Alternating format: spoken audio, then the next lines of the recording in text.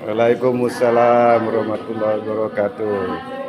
Selamat pagi semuanya. Kami di sini akan tentang dari awal abad ke-19 hingga awal abad ke-20. Mereka perkenalkan nama saya sebagai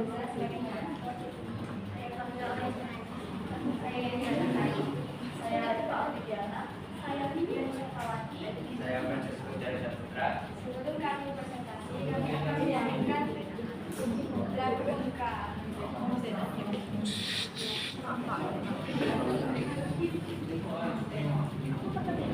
Gimana dulu buka?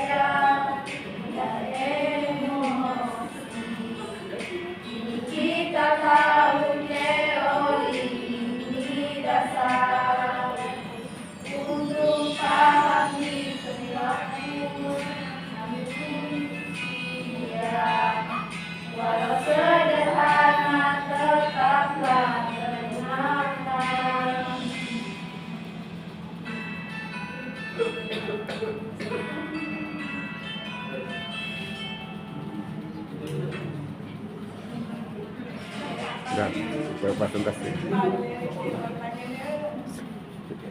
Bergilir kan? Tiap orang tetap bergilir prosesnya. Dan saya perlu sejarah perilaku konsumen.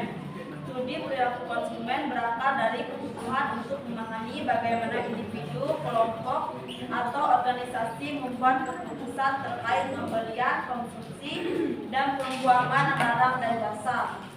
Perkembangan ini berlangsung melalui berbagai tahap sejarah yang melibatkan pengaruh dari berbagai disiplin ilmu seperti ekonomi, psikologi, sosial, dan pemasaran. Berikut adalah garis besar sejarahnya. Yang pertama, ekonomi klasik. Perilaku konsumen awalnya dipelajari dalam konteks ekonomi klasik. Pendekatan ini berasumsi bahwa konsumen adalah makhluk rasional yang membuat keputusan berdasarkan utilitas maksimum atau keuntungan yang dapat diperoleh dari suatu produk dan jasa. Yang kedua, ada konsep seperti hukum permintaan dan penawaran dan marginal utility, yaitu atau kepuasan marginal, menjadi dasar untuk memahami bagaimana konsumen memilih di bawah kendala anggaran mereka. Selanjutnya ada pada periode ini perilaku konsumen dipelajari melalui lensa ekonomi klasik. Fokus utama adalah pada asumsi bahwa konsumen adalah individu rasional yang membuat keputusan pembelian untuk memaksimalkan utilitas atau kepuasan mereka di bawah kendali anggaran. Teori ini mengabaikan aspek psikologis, sosial, dan emosional yang dapat mempengaruhi perilaku konsumen.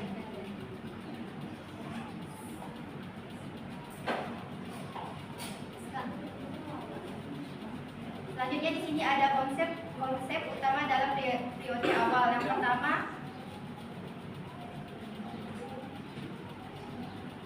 Yang pertama teori utilitas marginal atau marginal utility. Konsumen membeli produk hingga manfaat tambahan dari satu unit terakhir atau marginal utility sama dengan biaya yang mereka keluarkan untuk produk tersebut. Contohnya seperti seseorang akan terus membeli mangga sampai kepuasan dari mangga berikutnya, tidak lagi sebanding dengan harga yang harus dibayar. Selanjutnya ada yang kedua, yaitu hukum permintaan. Konsumen membeli lebih banyak produk jika harga turun dan lebih sedikit jika harga naik dengan asumsi faktor lain tetap konstan. Terus ada kategoris paribus. Dalam analisis ini hanya variabel harga dan jumlah barang dipertimbangkan, sementara variabel lain seperti preferensi, budaya, dan emosi diabaikan. Contoh bagaimana konsumen membeli produk berdasarkan teori ekonomi klasik. Yang pertama itu ada membeli daging di pasar tradisional. Asumsi rasionalitasnya, konsumen ingin memenuhi kebutuhan pangan dengan anggaran terbatas. Mereka membandingkan harga dan kualitas daging dari berbagai pedagang untuk mendapatkan daging terbaik dengan harga termurah.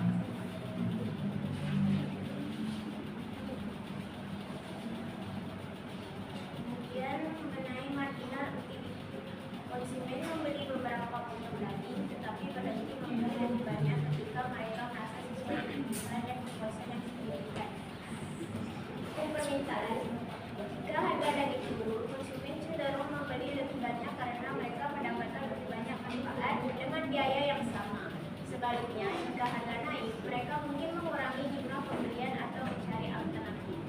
Yang kedua, membeli komoditas seperti minyak mentah. Pertama, konsumen mengalokasikan anggaran untuk memenuhi kebutuhan pokok seperti minyak makan.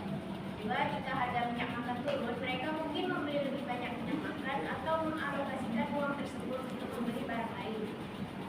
Sebaliknya, jika harga naik, konsumen harus mengurangi pembelian barang lain untuk tetap membeli minyak makan karena ini adalah kebutuhan dasar.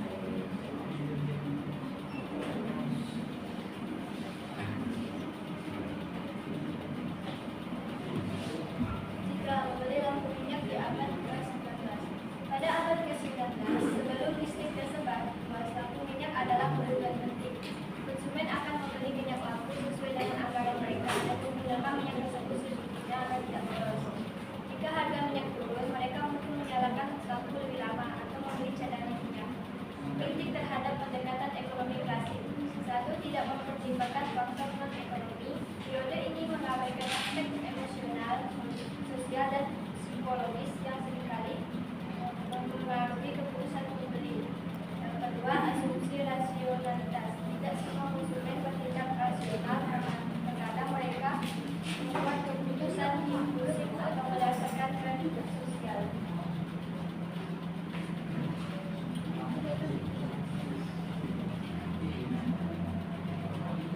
Pada periode awal, perilaku konsumen dilihat sebagai proses logis yang dipengaruhi oleh harga, utilitas, dan anggaran. Meskipun pendekatan ini memberikan dasar yang kuat untuk analisis perilaku konsumen, ia memiliki keterbatasan dalam menjelaskan perilaku yang kompleks dan dipengaruhi oleh faktor non-ekonomi.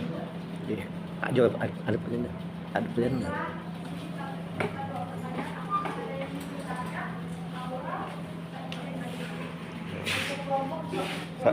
Ada pertanyaan.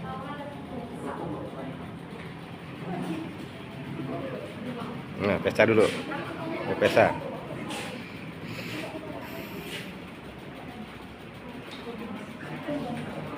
Pengaruh revolusi industri kedua akhir abad ke-19 hingga awal abad ke-20 terhadap perkembangan teknologi dan industri besar. Pertanyaannya? Maksudnya apa gitu ya? Maksudnya gitu apa? Tolong jelas gitu. Maksudnya? Itu judulnya kan? Apa pengaruh? Oh, apa pengaruh? Oke, udah. Oke, jawab. Silakan. Apa pengaruh? Apa pengaruh revolusi industri kedua akhir abad ke-19 Terhadap hingga awal abad ke-20 terhadap perkembangan teknologi dan industri besar? saya dengan topik ini kan? Saya dengan topik ini kan? Terhadap perkembangan teknologi dan industri besar.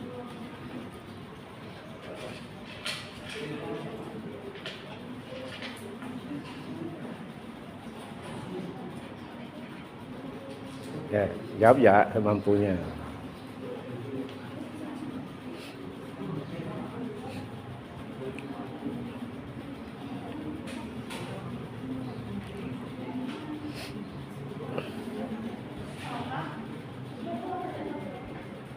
Bagaimana pandangan ekonomi klasik terhadap permintaan dan penawaran barang? Oke. Ada lagi yang lain? Tidak ada. Ada, cuma dua aja lah cukup. Dah. Dua orang aja lah cukup. Pokoknya enggak. Ada pertanyaan dari enggak? Ya. Pesa. Apa pengaruh revolusi industri kedua akhir abad ke-19 ke-12 terhadap perkembangan teknologi dan industri besar? Jawabannya adalah revolusi industri kedua yang berlangsung pada akhir abad ke-19 mulai berkembang pesat pada akhir abad ke-18 hingga awal abad ke-20. Ini merupakan fase transformatif yang secara mendalam mengubah struktur sosial, ekonomi, dan teknologi. Pengaruh utama dari revolusi industri kedua terhadap perkembangan teknologi dan industri besar adalah sebagai berikut. Yang pertama itu ada inovasi dalam energi dan produksi. Penggunaan listrik sebagai sumber energi utama memungkinkan efisiensi yang jauh lebih tinggi dalam produksi. Mesin-mesinnya lebih canggih dan otomatis dapat beroperasi dengan tenaga listrik, yang memfasilitasikan perkembangan industri-industri besar seperti manufaktur, kimia, dan tekstil yang memerlukan kapasitas produksi massal. Secara keseluruhan, revolusi industri kedua memperkenalkan sebuah paradigma baru dalam produksi dan teknologi yang memberikan fondasi bagi perkembangan industri modern pada abad ke-20. Dampaknya tidak hanya terasa dalam hal teknologi dan industri, tetapi juga dalam perubahan sosial, ekonomi, dan politik yang menyertainya. Mana?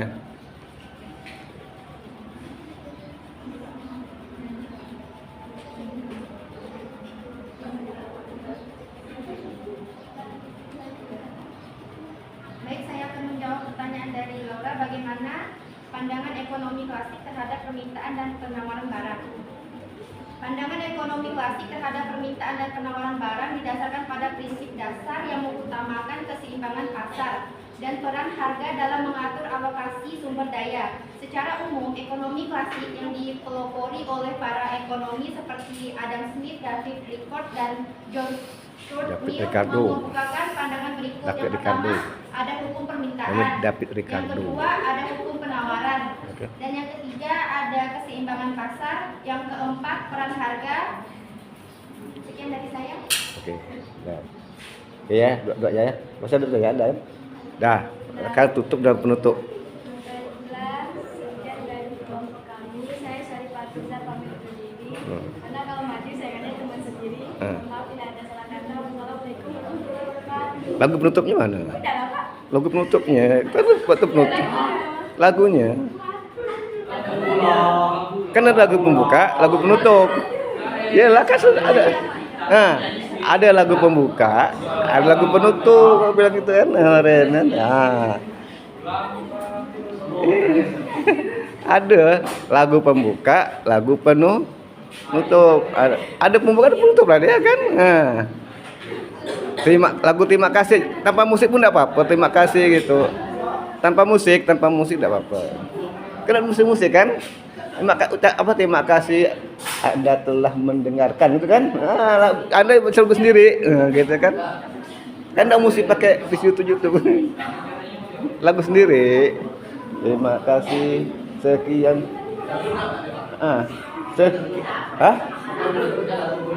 Langsung ya buat lagi. Sekian presentasi kelompok kami. Kan? Yang gitu. Oke. Dilakukan. Kan mesti pakai YouTube-an kan? Makan. Oke, lagu, musik ya. Lagu kemesraan ya.